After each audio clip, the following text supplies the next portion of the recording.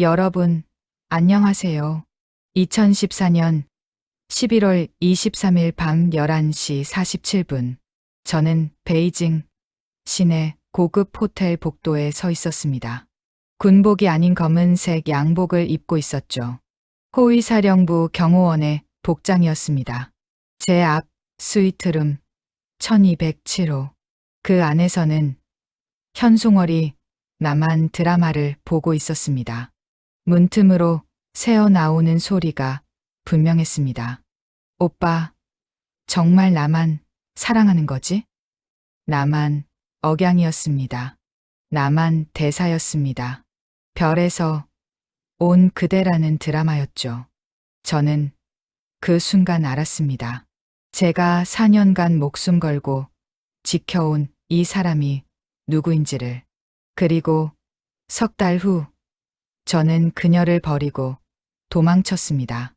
이야기를 시작하기 전에 무료로 할 수 있는 구독 버튼과 좋아요를 눌러주시면 매일 감동적인 탈북 이야기를 들으실 수 있습니다.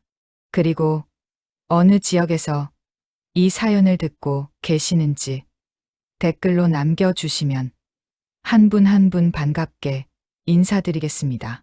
제 이름은 최경우입니다. 현재 32살입니다. 2011년부터 2015년까지 저는 북한 호위사령부 예하 특수부대에서 복무했습니다. 그 중 4년간 저는 현송월을 경호했습니다. 네, 그 현송월 맞습니다. 모란봉악단 단장 김정은 국무위원장과 각별한 관계라고 알려진 그 여성. 저는 4년간 그녀의 그림자였습니다. 그녀가 가는 곳마다 따라다녔고, 그녀가 자는 동안 눈앞을 지켰으며, 그녀가 먹고 마시고, 웃고, 우는 모든 순간을 지켜봤습니다. 그리고 그 4년 동안 저는 북한 최상층부의 진짜 얼굴을 봤습니다. 오늘 그 이야기를 들려드리겠습니다. 1990년 1월 5일, 저는 함경북도 청진에서 태어났습니다. 아버지는 탄광 노동자였습니다. 최철수, 50대에 폐가 망가져 기침을 달고 사셨죠. 어머니는 방직 공장 노동자였습니다. 박순희, 새벽 5시에 출근해서 밤 9시에 퇴근하는 삶이었습니다. 우리 집은 가난했습니다. 배급이 제때 나오지 않았습니다. 한 달에 7kg 받아야 하는데 실제로는 3kg도 안 나왔습니다. 어머니는 장마당에서 장사를 하셨습니다. 중국에서 밀수된 옷가지를 팔았죠. 하루 벌어 하루 먹고 사는 삶이었습니다. 하지만 저는 운이 좋았습니다. 키가 컸습니다. 고등중학교를 졸업할 무렵 185cm였습니다. 청진에서는 드물게 큰 키였죠. 체력도 좋았습니다. 달리기, 철봉, 팔굽혀펴기, 모든 체육 종목에서 1등이었습니다. 2008년 3월 저는 군대에 갔습니다. 청진 인근 보병 부대였습니다. 훈련은 지독했습니다. 새벽 5시 기상, 구보 10km, 사격 훈련, 정치 학습, 밤 10시 취침, 하루 세 끼는 옥수수밥과 묵국이 전부였습니다. 고기는 한 달에 한 번 나올까 말까였죠. 하지만 저는 잘 버텼습니다. 사격 실력이 특히 좋았습니다. 100m 표적을 10발 쏘면 9발은 맞췄습니다. 3년이 지났을 때 중대장이 저를 불렀습니다. 최경호, 너 평양 특수부대로 전출하는 거 어떻겠나? 평양? 특수부대? 응. 너 키도 크고 사격도 잘하니까. 호위사령부 쪽에서 인재를 뽑는데 추천하려고 저는 고개를 끄덕였습니다. 평양. 그곳은 모든 북한 사람들이 꿈꾸는 곳이었습니다. 배급도 잘 나오고 전기도 잘 들어오고 살기 좋다는 곳. 그리고 호위사령부 최고 지도부를 지키는 엘리트 부대. 제 인생에서 가장 큰 기회였습니다. 2011년 3월 10일 저는 평양 외곽 특수부대에 도착했습니다. 호위사령부 예하 제7대대 붉은 벽돌 건물이었습니다. 철조망이 3중으로 쳐져 있었고 초소마다 기관총이 배치되어 있었습니다. 대대장이 저를 맞았습니다. 최경우인가? 예. 여기는 일반 부대가 아니야. 최고 지도부를 모시는 곳이지. 실수는 용납 안 돼. 알겠나? 예. 알겠습니다. 훈련은 살인적이었습니다. 새벽 4시 기상. 구보 20km. 사격 훈련 500발. 격투 훈련 4시간. 정치 학습 2시간. 밤 11시에야 잠들 수 있었습니다. 식사는 일반 부대보다 나았습니다. 쌀밥이 나왔고 고기도 일주일에 3번 나왔습니다. 하지만 훈련 강도가 너무 높아서 늘 배가 고팠습니다. 6개월간의 훈련이 끝났습니다. 전체 50명 중 10명만 통과했습니다. 나머지 40명은 원래 부대로 돌아갔습니다. 저는 그 10명 안에 들었습니다. 2011년 9월 15일 배치 발표가 있었습니다. 최경우, 너는 특별 임무에 배치된다. 대대장이 저를 불렀습니다. 특별 임무? 응. 최고 지도부와 가까운 인물을 경호하는 임무다. 누군지는 가서 알게 될 거야. 영광으로 알아라. 저는 가슴이 두근거렸습니다. 최고 지도부와 가까운 인물? 김정은 국무위원장일까? 하지만 아니었습니다. 2011년 10월 1일 오전 9시. 저는 평양 시내 한 고층 아파트 앞에 섰습니다. 보통강구역 창전거리 25층짜리 최고급 아파트였습니다. 대동강이 보였고 주체 사상탑이 보였고 평양 시내가 한눈에 들어왔습니다. 엘리베이터를 타고 20층으로 올라갔습니다. 복도에는 경비가 서 있었습니다. 신분증. 저는 호위사령부 신분증을 보여줬습니다. 들어가. 문을 열고 들어갔습니다. 150제곱미터는 되어 보이는 넓은 거실이었습니다. 가죽 소파, 대형 텔레비전, 피아노까지 있었습니다. 그리고 소파에 한 여성이 앉아 있었습니다. 현송월이었습니다. 새로운 경호원? 이름이 경호라고 했나요? 예, 최경호입니다. 잘 부탁드립니다. 저는 허리를 구부려 깎듯이 인사했습니다. 그녀는 미소를 지었습니다. 부드러운 미소였습니다. 잘 부탁해요. 편하게 지내요. 첫인상은 나쁘지 않았습니다. 30대 중반쯤 보였습니다. 화장이 진했지만 얼굴은 단정했습니다. 말투도 부드러웠고 목소리도 차분했습니다. 아, 다행이다. 생각보다 괜찮은 사람인가 보다. 하지만 그것은 착각이었습니다. 첫 주는 간단했습니다. 현송월이 외출할 때 동행하고 집에 있을 때는 문 앞에서 경비를 서는 것. 그게 전부였습니다. 현송월의 일정은 규칙적이었습니다. 오전 10시 기상, 아침 식사, 오후 2시 리허설, 저녁 6시 귀가. 밤 12시 취침. 하지만 일주일쯤 지났을 때 저는 이상한 것들을 보기 시작했습니다. 2011년 10월 8일 밤 11시. 저는 문 앞에서 보초를 서고 있었습니다. 문 안에서 소리가 들렸습니다. 오빠, 정말 나만 사랑하는 거지? 나만 억양이었습니다. 분명했습니다.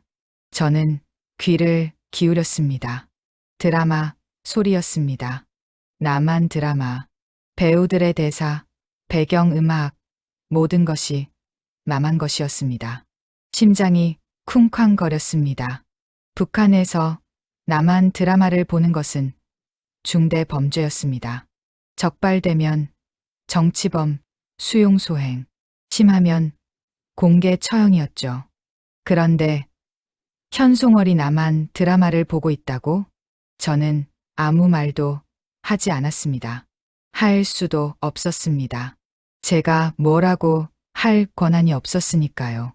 하지만 그날 밤 저는 잠을 이룰 수 없었습니다. 이틀 후 저는 또 다른 장면을 목격했습니다. 오후 3시쯤이었습니다. 현송월이 거실에서 춤을 연습하고 있었습니다. 문이 살짝 열려 있어서 보였습니다. 그녀는 거울 앞에서 춤을 추고 있었습니다. 하지만 그 춤은 북한식이 아니었습니다. K-팝, 남한 아이돌 춤이었습니다. 저는 알 수 있었습니다. 군 복무 중에도 밀수된 남한 영상을 몇 번 본 적이 있었으니까요. 현송월은 능숙하게 춤을 췄습니다. 마치 수백 번 연습한 것처럼. 그리고 혼잣말을 했습니다. 이 안무가 더 세련됐어. 우리 것보다 훨씬. 저는 뒤로 물러섰습니다. 더 이상 보면 안 될 것 같았습니다. 하지만 제 머릿속에는 의문이 가득했습니다. 왜 남한을 적이라고 하면서 남한 것을 즐기는 걸까? 2011년 10월, 저는 현송월의 일상을 더 많이 보게 되었습니다. 매일 오전 10시, 현송월이 일어났습니다. 늦잠이었죠. 보통 북한 사람들은 새벽 5시에 일어나는데 가정부 해숙 아주머니가 아침을 준비했습니다.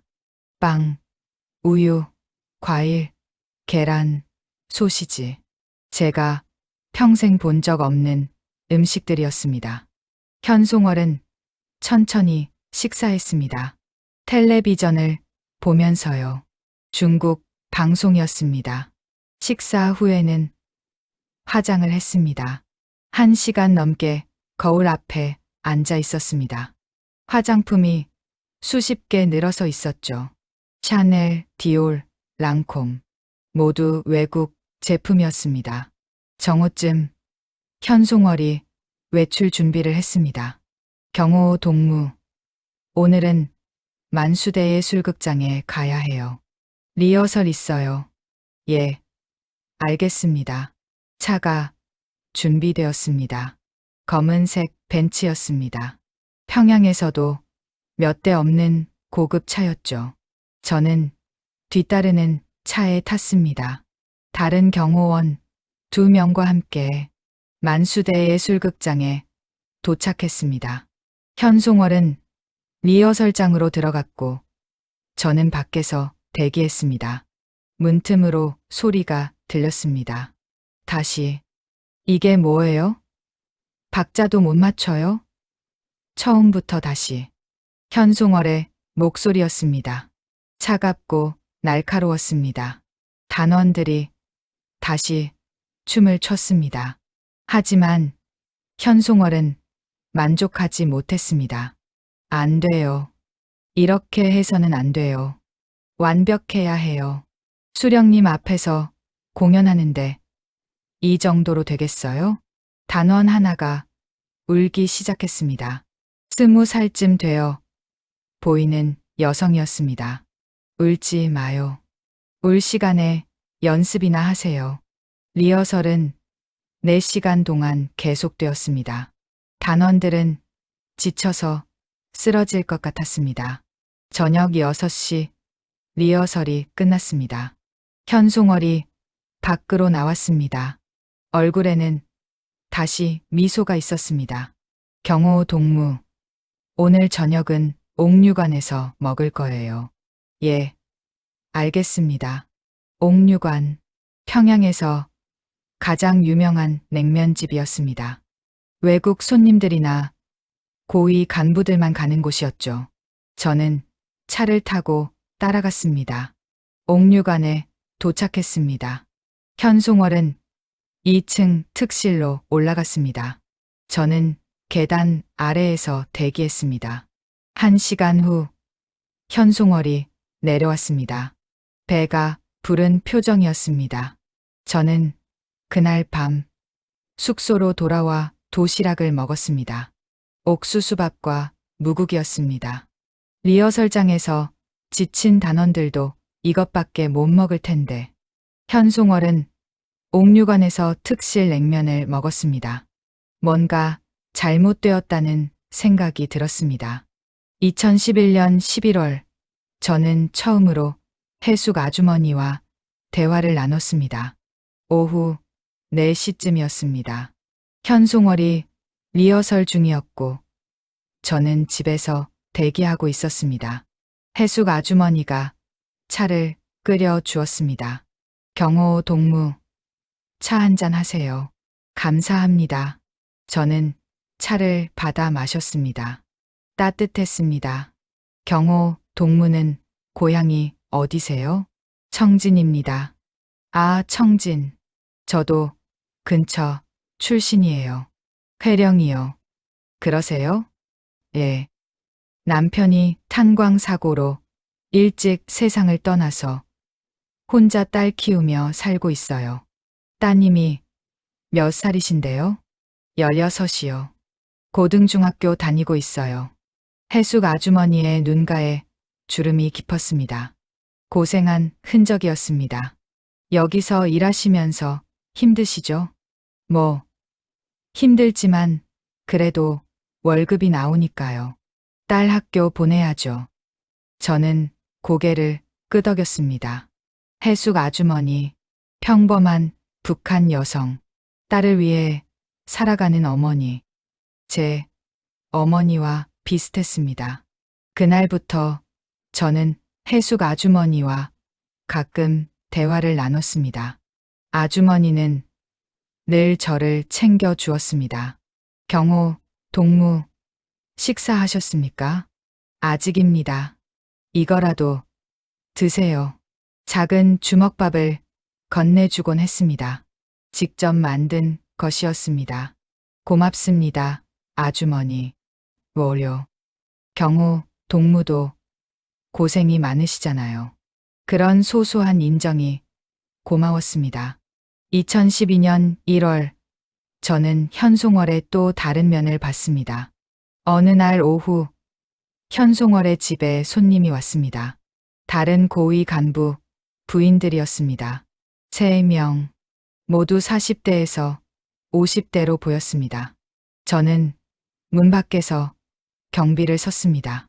안에서 웃음소리가 들렸습니다. 언니, 이거 봐요. 지난번 베이징에서 산 거예요. 현송월의 목소리였습니다. 어머, 샤넬 신상이네요. 얼마 했어요? 5,000달러요. 여자들이 감탄했습니다. 저는 귀를 의심했습니다. 5,000달러? 북한 돈으로 환산하면 계산도 안 되는 금액이었습니다. 이것도 봐요. 에르메스 버킨백이에요. 와, 버킨백. 저도 갖고 싶었는데. 다음에 함께 베이징 가요. 제가 아는 매장 있어요. 여자들이 낄낄거리며 웃었습니다. 저는 주먹을 꽉 쥐었습니다. 5,000달러. 그 돈이면 청진에서 100가구가 1년을 먹고 살 수 있는 돈입니다. 2012년 2월 16일 김정일 생일이었습니다. 현송월은 특별 공연을 준비했습니다. 김정은 국무위원장 앞에서 하는 공연이었죠. 리허설은 한 달 전부터 시작되었습니다. 매일 오후 2시부터 밤 10시까지 8시간 동안 쉬지 않고 연습했습니다. 단원들은 지쳐갔습니다. 한 단원이 쓰러졌습니다. 과로였습니다. 현송월은 화를 냈습니다. 이게 뭐예요? 이 중요한 시기에 쓰러지다니. 정신 차려요. 단원은 울면서 일어났습니다. 죄송합니다. 단장 동지. 다시 춤을 췄습니다. 비틀거리면서도 저는 그 모습을 보며 가슴이 아팠습니다. 공연 당일 저는 현송월을 호위하며 공연장에 갔습니다. 김정은 국무위원장이 관람석에 앉아 있었습니다. 공연이 시작되었습니다. 현송월이 노래를 불렀습니다. 목소리는 아름다웠습니다. 춤도 완벽했습니다. 김정은이 박수를 쳤습니다. 주변 간부들도 박수를 쳤습니다. 공연이 끝난 후 김정은이 현송월을 불렀습니다. 송월 동지, 훌륭했소. 역시 우리 공화국 최고의 예술인이오. 감사합니다. 원수님. 현송월이 고개를 숙였습니다. 얼굴이 붉어졌습니다. 저는 그 장면을 보며 생각했습니다. 저 사람이 어젯밤에 나만 드라마를 봤는데 2012년 5월 저는 해숙 아주머니와 더 가까워졌습니다. 어느 날 오후 아주머니가 조용히 말을 건넸습니다. 경호 동무, 딸 사진 보실래요? 네, 보여주세요. 아주머니가 작은 사진을 꺼냈습니다. 16살쯤 되어 보이는 소녀였습니다. 예쁘네요. 고맙습니다. 제 딸 이름이 미숙이에요. 공부를 잘해서 대학 보내고 싶은데 돈이 없어서요. 아주머니의 목소리가 떨렸습니다. 여기서 일하시면 월급이 얼마나 되세요? 한 달에 50달러요. 북한 돈으로는 5,000원 정도 되나요? 저는 계산했습니다. 50달러. 현송월이 가방 하나 사는 돈의 100분의 1이었습니다. 힘드시겠어요. 뭐, 그래도 딸 생각하면 참아야죠. 해숙 아주머니가 웃었습니다. 쓸쓸한 웃음이었습니다. 그날 밤 저는 생각했습니다. 이게 맞는 건가? 한 사람은 5,000달러 가방을 사고 한 사람은 50달러 월급으로 딸을 키우고 2012년 8월 결정적인 사건이 일어났습니다. 어느 날 아침 해숙 아주머니가 조용히 저를 찾아왔습니다. 경호 동무, 사실 어젯밤에 제 딸이 갑자기 아파서요. 배가 아프다고 하는데 병원에 가야 할 것 같아요. 약값이 필요한데 혹시 조금만 빌려주실 수 있을까요? 얼마나 필요하세요? 200위안만요. 꼭 갚을게요. 저는 제가 모아둔 위안화를 꺼냈습니다. 200위안. 제 한 달 월급이었습니다. 여기 있습니다. 고맙습니다. 동무. 정말 고맙습니다. 해숙 아주머니가 눈물을 글썽이며 고개를 숙였습니다. 괜찮습니다. 따님 빨리 낫기를 바랍니다. 그날 밤 저는 생각했습니다. 200위안이 한 사람의 딸을 살릴 수 있다니. 그런데 현송월은 5,000달러를 가방에 쓰는데 일주일 후 해숙 아주머니가 돈을 갚으러 왔습니다. 경호 동무, 정말 고맙습니다. 딸이 많이 나았어요. 다행이네요. 이거라도 드세요. 아주머니가 작은 보따리를 건넸습니다. 인절미였습니다. 직접 만든 것이었죠. 아주머니, 이건 너무 귀한 건데요. 아니에요. 받으세요. 은혜를 갚고 싶어서요. 저는 인절미를 받았습니다. 그날 밥 먹었는데 눈물이 났습니다. 이렇게 착한 사람이 이 지옥에서 살고 있다니. 2012년 11월, 저는 현송월과 함께 중국 베이징에 갔습니다. 공식적으로는 예술단 교류였습니다. 하지만 실제로는 쇼핑이었습니다. 베이징 수도 공항에 도착했습니다. 오후 2시였습니다. 호텔로 이동했습니다. 왕푸징 근처 5성급 호텔이었습니다. 현송월은 스위트룸에 묵었습니다. 저는 일반 객실에 배치되었습니다. 다음 날 오전 쇼핑이 시작되었습니다. 현송월은 가이드와 함께 시내로 나갔습니다. 저는 뒤따라갔습니다. 첫 번째 매장 에르메스였습니다. 현송월은 주저없이 들어갔습니다. 이 가방 보여주세요.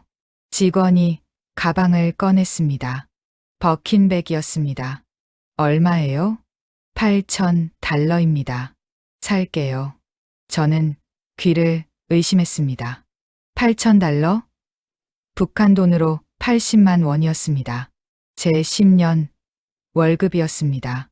두 번째 매장 샤넬이었습니다. 이 구두 주세요. 저 가방도요. 세 번째 매장 루이비통이었습니다. 이 색깔이랑 저 색깔 둘 다 주세요. 현송월은 2시간 동안 쇼핑했습니다. 가방 5개, 구두 3켤레, 옷 10벌, 화장품 20개, 총액을 계산했습니다. 5만 달러가 넘었습니다. 직원이 카드 단말기를 꺼냈습니다. 현송월이 카드를 건넸습니다. 결제 완료되었습니다. 저는 그 자리에 서서 멍했습니다. 5만 달러.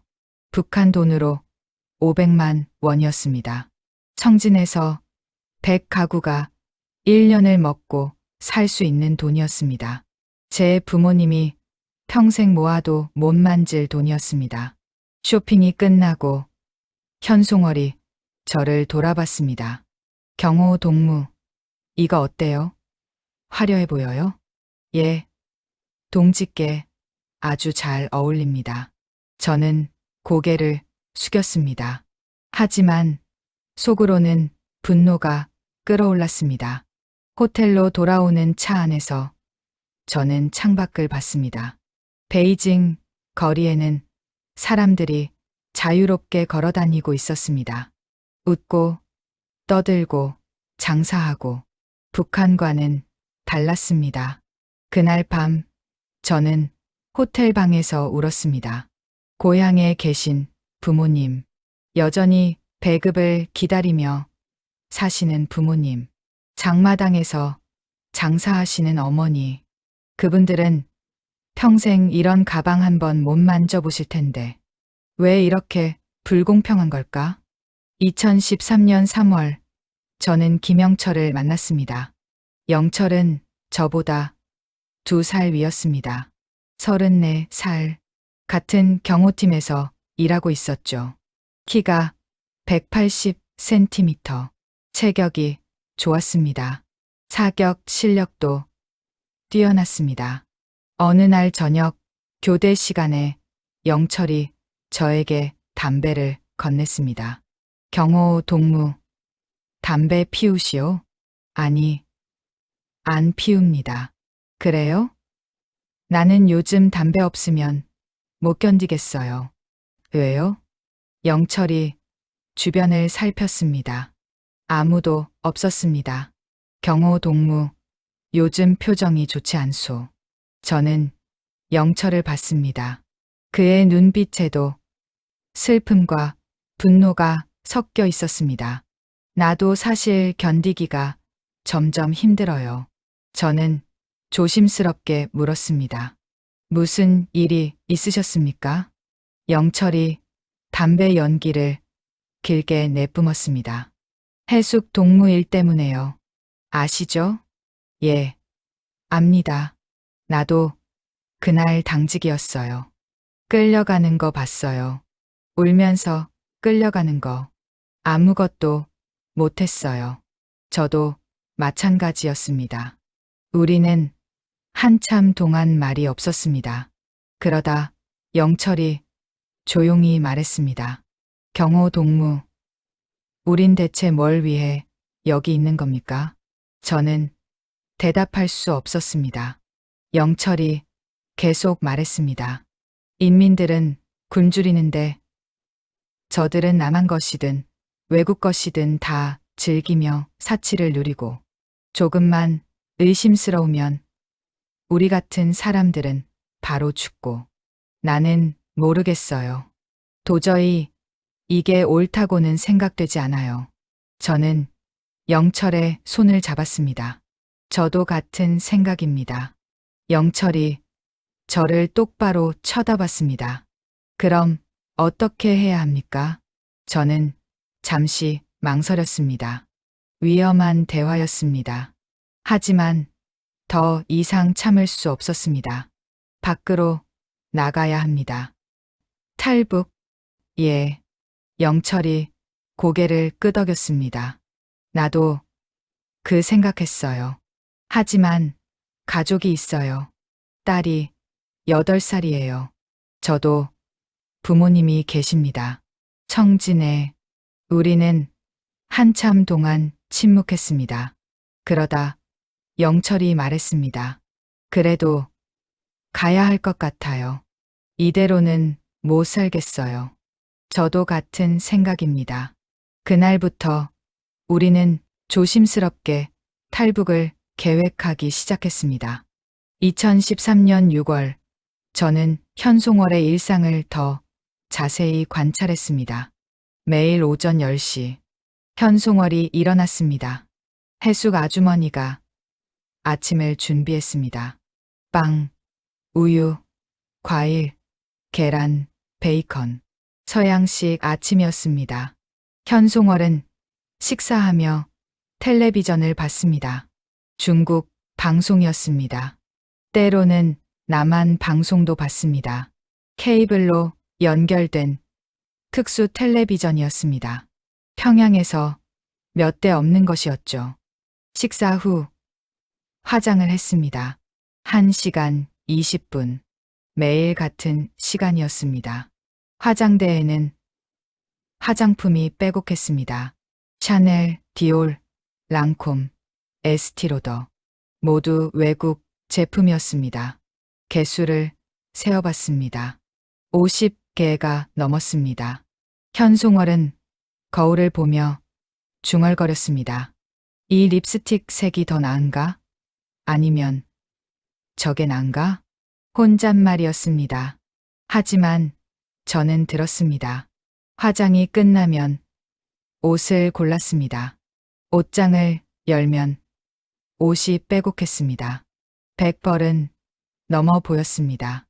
오늘은 이거 입을까? 아니면 저거? 10분 동안 고민했습니다. 그리고 결정했습니다. 해숙, 이거 다려줘요. 예, 동지. 해숙 아주머니가 다리미를 들었습니다. 정오쯤 현송월이 외출했습니다. 차를 타고 만수대 예술극장으로 갔습니다. 리허설이 시작되었습니다. 오후 2시부터 6시까지 4시간 동안 쉬지 않고 연습했습니다. 현송월은 완벽주의자였습니다. 다시, 이게 뭐예요? 박자가 안 맞잖아요. 단원들이 다시 쳤습니다. 안 돼요. 표정이 죽어 있어요. 웃으면서 쳐야죠.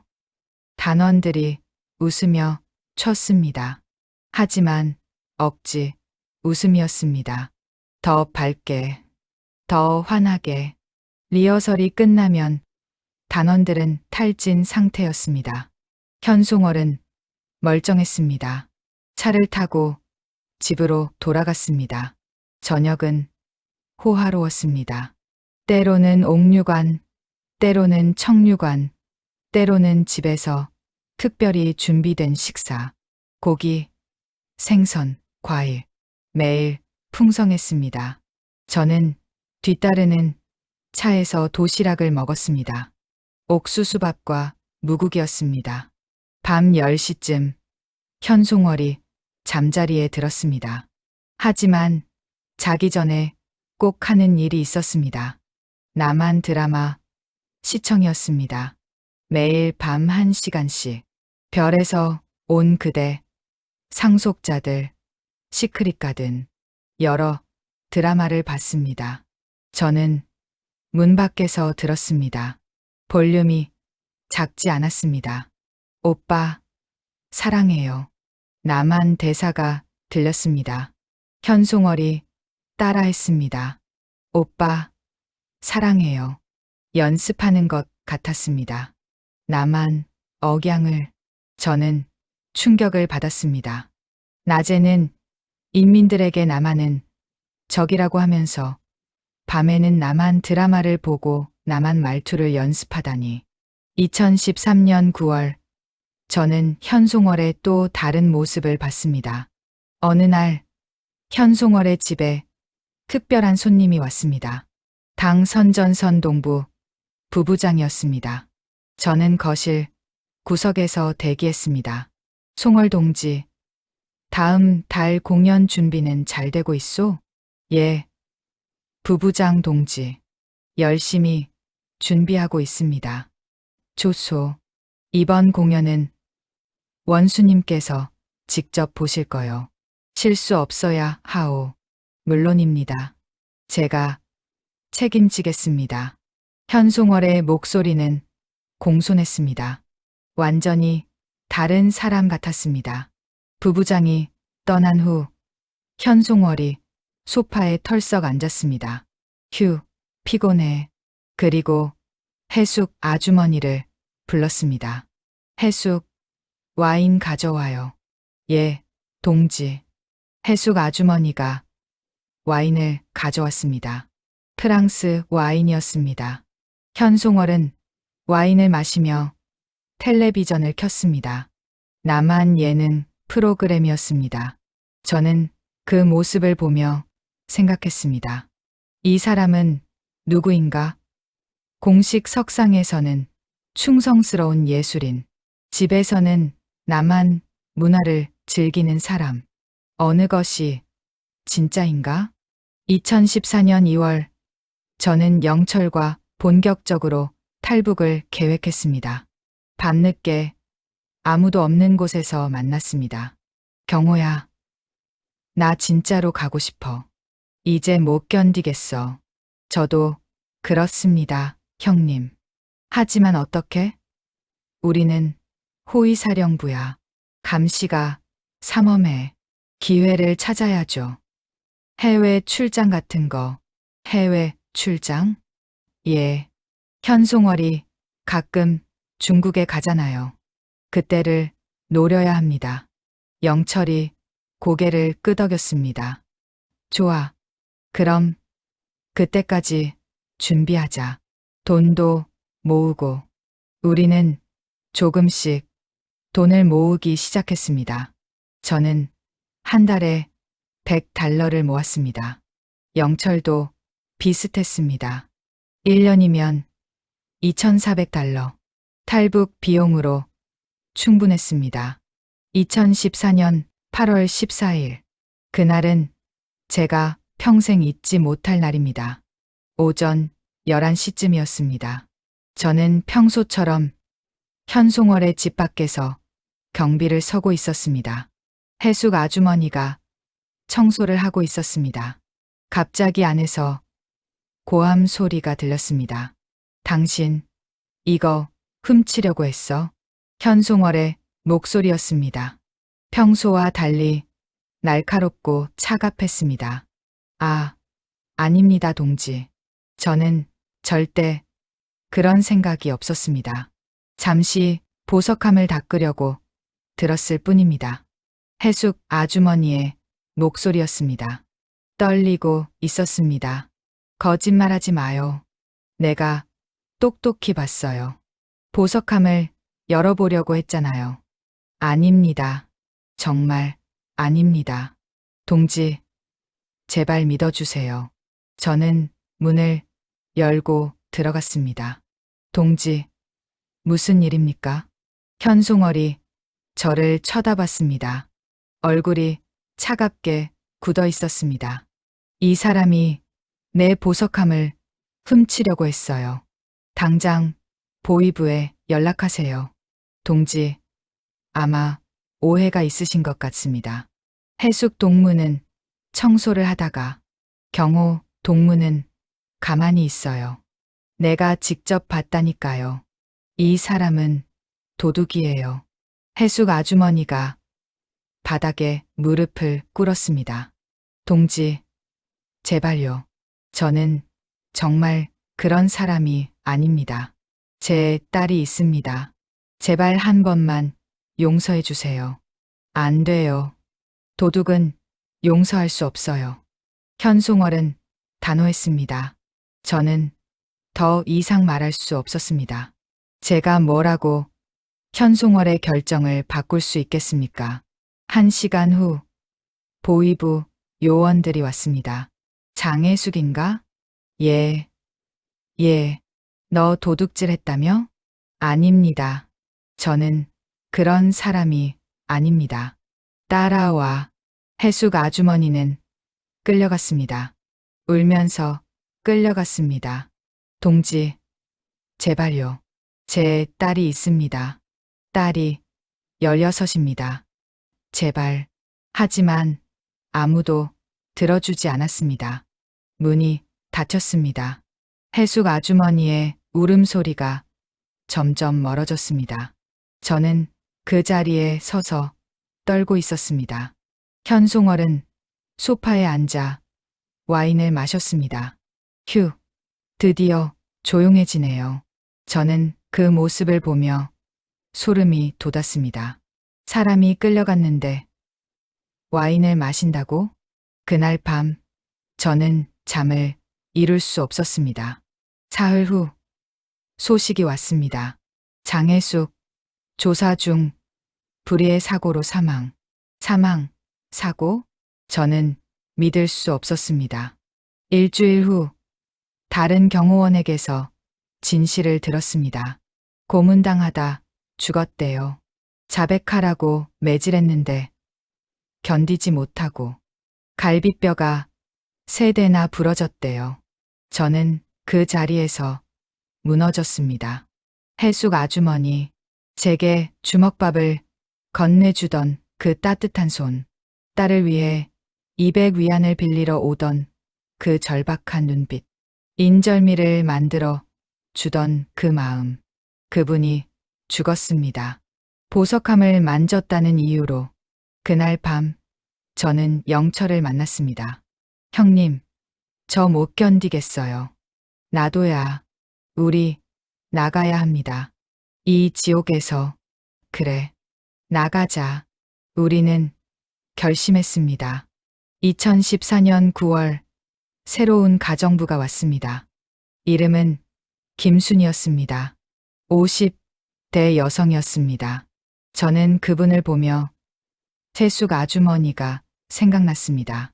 순이 아주머니는 말이 없었습니다. 묵묵히 일만 했습니다. 어느 날 제가 물었습니다.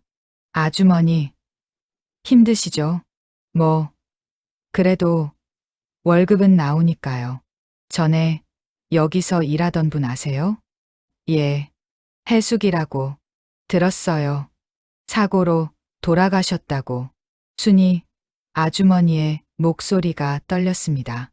무서워요. 나도 언젠가 그렇게 될까 봐. 저는 아무 말도 할 수 없었습니다. 2014년 10월 현송월과 함께 또 베이징에 갔습니다. 이번에도 쇼핑이 주목적이었습니다. 현송월은 이틀 동안 쇼핑했습니다. 첫째 날 에르메스에서 가방 3개를 샀습니다. 총 2만 달러였습니다. 샤넬에서 구두 5켤레를 샀습니다. 7천 달러였습니다. 루이비통에서 옷 10벌을 샀습니다.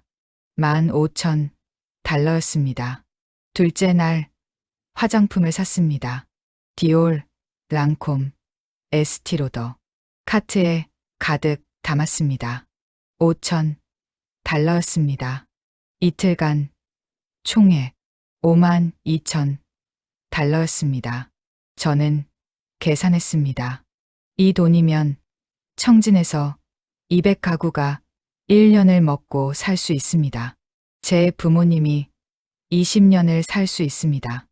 해숙 아주머니, 딸이 대학을 10번 갈 수 있습니다.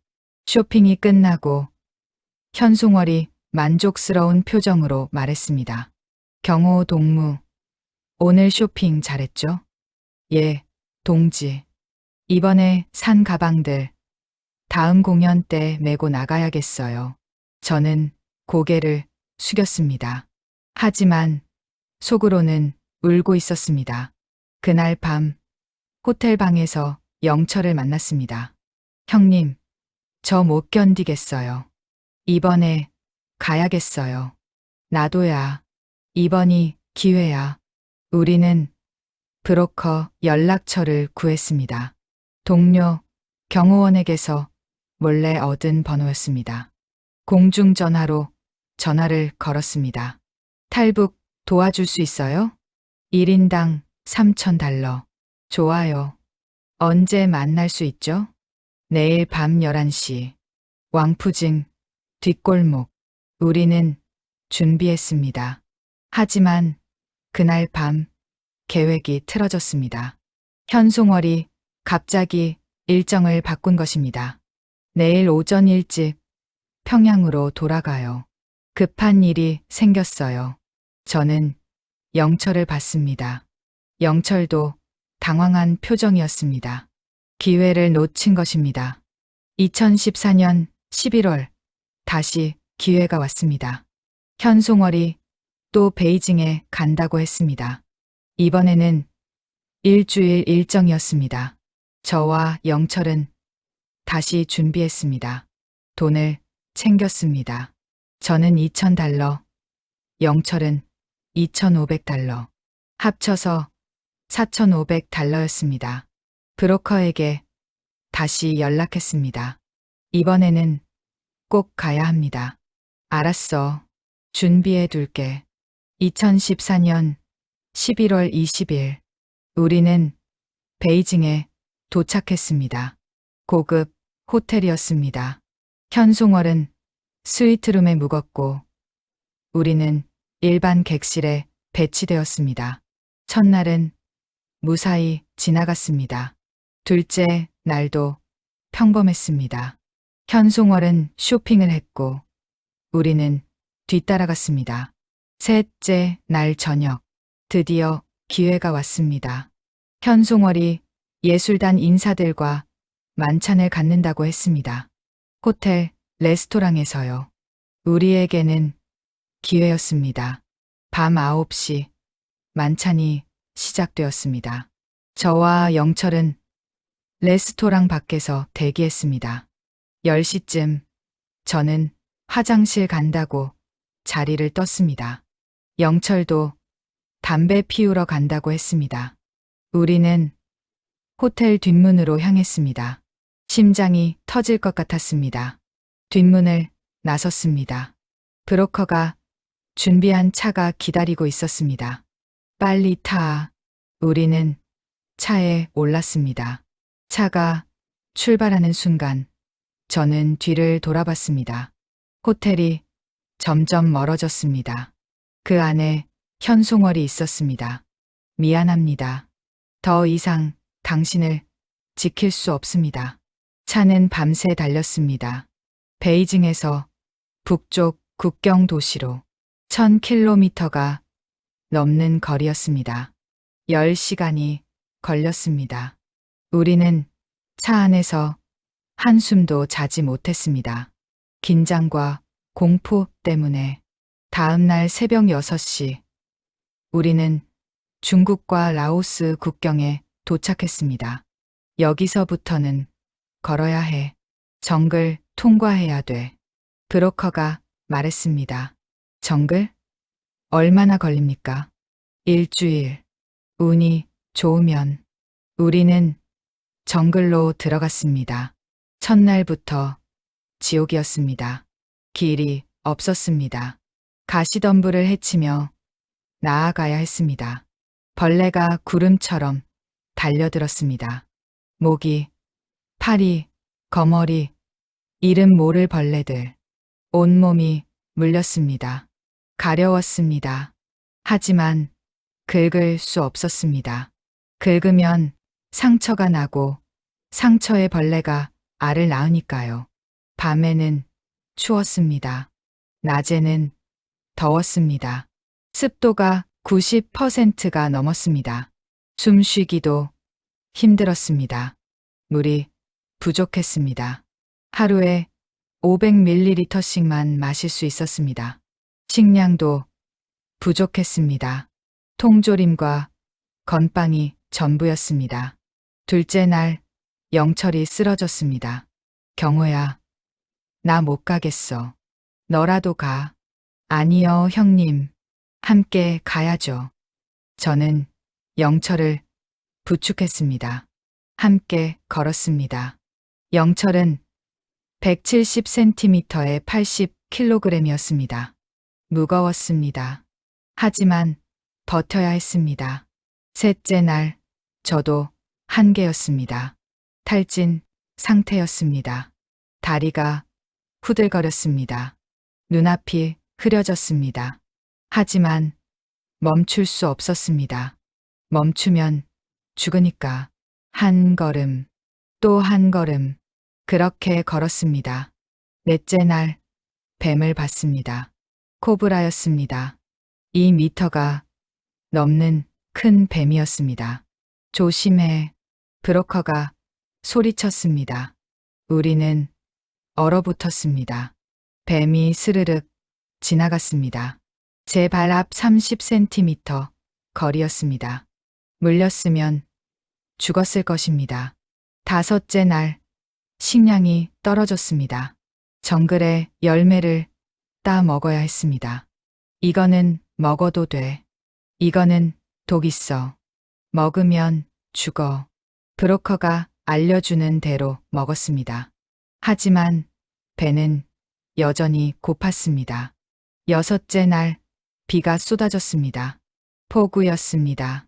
하늘에서 물이 쏟아지는 것 같았습니다. 길이 진흙탕이 되었습니다. 발이 빠졌습니다. 신발이 벗겨졌습니다. 맨발로 걸었습니다. 발바닥이 찢어졌습니다. 피가 났습니다. 하지만 걸어야 했습니다. 일곱째 날 오후 2시 드디어 메콩강이 보였습니다. 저 강만 건너면 태국이야. 작은 보트가 기다리고 있었습니다. 우리는 보트에 올랐습니다. 강물은 거칠었습니다. 보트가 심하게 흔들렸습니다. 물이 배 안으로 들어왔습니다. 우리는 물을 퍼냈습니다. 20분 후 우리는 태국 땅에 발을 디뎠습니다. 했어요. 우리가 해냈어요. 영철이 울며 웃었습니다. 저도 울었습니다. 한 달간의 지옥이 끝난 것입니다. 태국 경찰에 자수했습니다. 우리는 북한에서 왔습니다. 한국으로 가고 싶습니다. 경찰이 고개를 끄덕였습니다. 우리는 이민국 수용소로 이송되었습니다. 그곳에서 넉 달을 기다렸습니다. 수용소는 철조망으로 둘러싸인 회색 건물이었습니다. 감옥 같았습니다. 하지만 적어도 안전했습니다. 북송의 위험은 없었습니다. 한 방에 20명이 함께 지냈습니다. 모두 탈북자들이었습니다. 어디서 오셨어요? 평양이요. 평양? 평양에서 어떻게? 저는 제 이야기를 했습니다. 호위사령부 현송월 경호 해숙 아주머니 사건. 사람들이 놀랐습니다. 현송월을 직접 봤어요? 어떤 사람이에요? 이중적인 사람입니다. 밖에서는 충성스러운 예술인, 집에서는 나만 드라마를 보는 사람. 사람들이 고개를 끄덕였습니다. 역시 위에 있는 사람들은 다 그래요. 2015년 3월 15일 드디어 통보가 왔습니다. 한국행 비행기표였습니다. 경호야, 우리 한국 가는 거야. 네, 형님. 드디어요. 수용소 사람들이 축하해 주었습니다. 한국 가서 잘 살아요. 감사합니다. 여러분도 곧 가실 거예요. 2015년 3월 20일 오후 4시 30분 인천공항에 도착했습니다. 비행기에서 내려 입국장으로 향했습니다. 창 밖으로 보이는 대한민국. 불빛이 가득한 땅이었습니다. 형님, 저기가 한국이에요. 그래, 우리나라야, 우리나라. 그 말에 가슴이 뭉클했습니다. 입국 심사대 앞에 섰습니다. 성함과 국적을 말씀해 주세요. 최경호, 대한민국 국민입니다. 그 말을 하는 순간 눈물이 쏟아졌습니다. 어서 오세요. 대한민국에 오신 것을 환영합니다. 국정원 조사가 시작되었습니다. 석 달간 신원 확인을 받았습니다. 매일 질문을 받았습니다. 북한에서 무슨 일을 하셨습니까? 호위사령부 경호원이었습니다. 누구를 경호했습니까? 현송월입니다. 조사관의 눈이 커졌습니다. 현송월을 직접 경호했다고요? 예, 4년간. 증명할 수 있습니까? 저는 모든 것을 설명했습니다. 남한 드라마 시청, K-팝 춤 연습, 베이징 명품 쇼핑, 해숙 아주머니 사건. 조사관들이 메모했습니다. 중요한 증언입니다. 혹시 더 기억나는 것 있으세요? 저는 더 말했습니다. 현송월의 집에는 외국 화장품이 50개 넘게 있었습니다. 옷은 100벌 이상, 구두는 30켤레 이상, 가방은 20개 이상. 매일 오전 10시에 일어났습니다. 아침은 서양식이었습니다. 빵, 우유, 과일, 고기. 텔레비전은 특수 제작된 것으로 중국 방송과 남한 방송을 볼 수 있었습니다. 매일 밤 남한 드라마를 1시간씩 봤습니다. 별에서 온 그대, 상속자들, 시크릿 가든, 도깨비. 조사관들이 계속 메모했습니다. 감사합니다. 귀중한 증언입니다. 2015년 6월 조사가 끝났습니다. 하나원으로 이송되었습니다. 12주간 교육을 받았습니다. 자본주의, 민주주의, 시장경제, 은행, 신용카드, 인터넷, 모든 것을 새로 배워야 했습니다. 영철도 함께였습니다. 우리는 같은 반에 배치되었죠. 경호야, 우리 정말 해냈어. 네, 형님. 해냈어요. 2015년 9월 하나원을 수료했습니다. 정착금을 받았습니다. 700만 원. 임대 아파트 열쇠도 받았습니다. 저는 인천에, 영철은 부천에 배치되었습니다. 처음으로 제 집이 생긴 것입니다. 작은 원룸이었습니다. 15제곱미터. 하지만 자유로운 공간이었습니다. 문을 열고 들어갔습니다. 텅 빈 방이었습니다. 하지만 제 것이었습니다. 저는 바닥에 주저앉아 울었습니다. 2016년 저는 일자리를 찾기 시작했습니다. 경비, 회사에 취직했습니다. 경험이 도움이 되었죠. 월급은 180만 원이었습니다. 북한에서 1년 벌던 돈을 한 달에 버는 것입니다. 처음에는 적응이 힘들었습니다. 동료들의 말투, 농담, 문화, 모든 것이 낯설었습니다. 야, 경호야, 오늘 회식하자. 회식이 뭡니까? 저녁에 술 마시는 거. 회사 돈으로 술을 마신다고? 북한에서는 상상도 못 할 일이었습니다. 회식 자리는 신기했습니다. 사람들이 편하게 앉아 술을 마시고 고기를 먹고 농담을 했습니다. 상사에게 반말을 하는 사람도 있었습니다. 부장님, 오늘 제가 쏠게요. 오, 그래? 고맙네. 북한에서는 상상도 못할 광경이었습니다. 하지만 시간이 지나며 익숙해졌습니다. 2017년 저는 북한 인권단체에서 연락을 받았습니다. 증언해 주실 수 있으세요? 현송월 경호 경험을. 저는 동의했습니다. 세미나장에 100명이 모였습니다.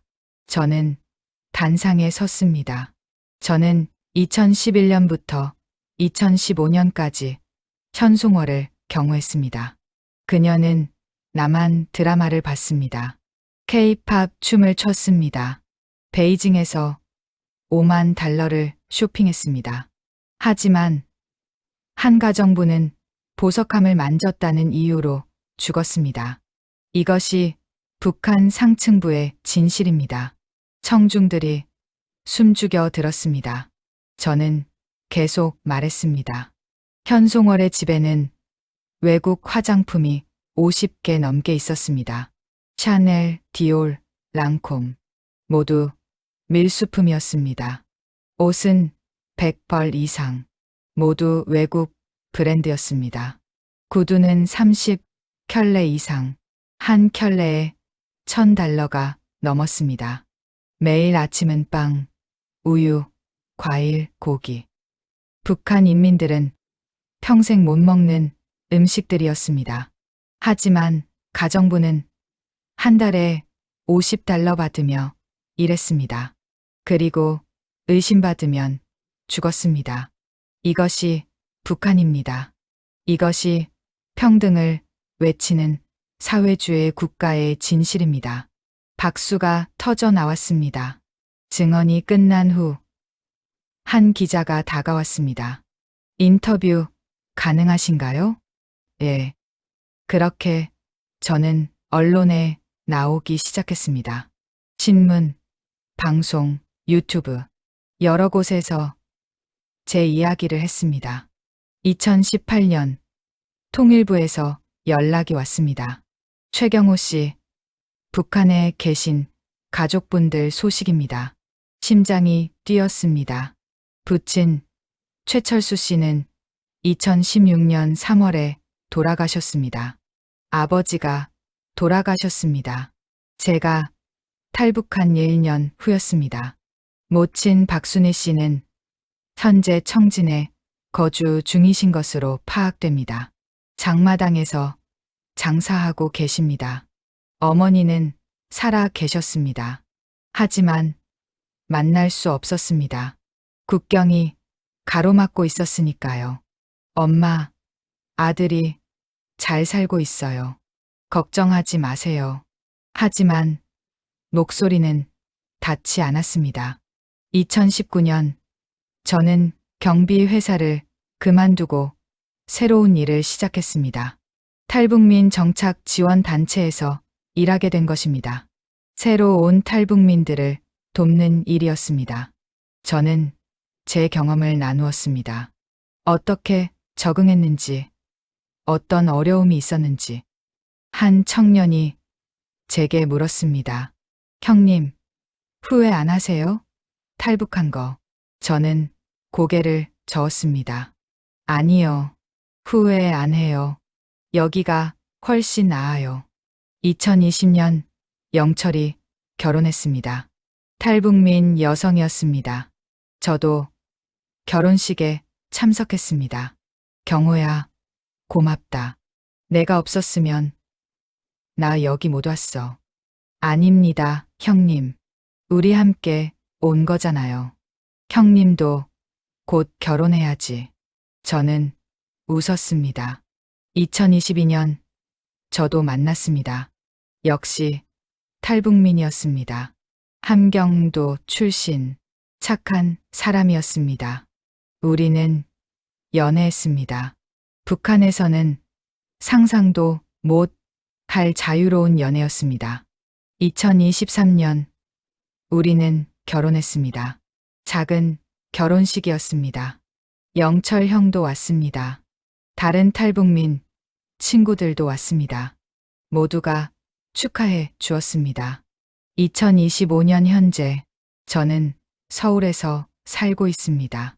아내와 함께 작은 아파트에서 삽니다. 25평. 작지만 우리 집입니다.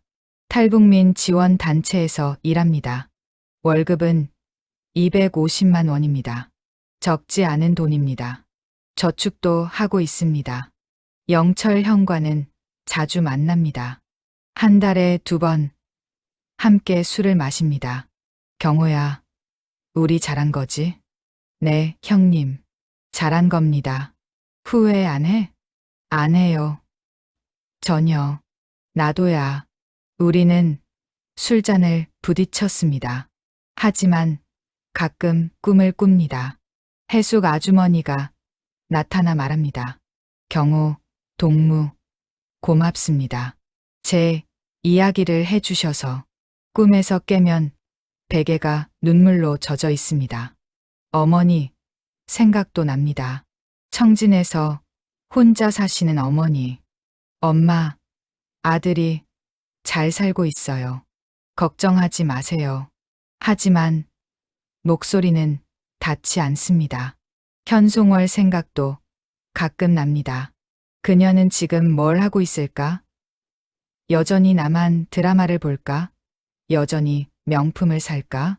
아니면 제가 도망친 후 처벌을 받았을까? 모르겠습니다. 하지만 한 가지는 확실합니다.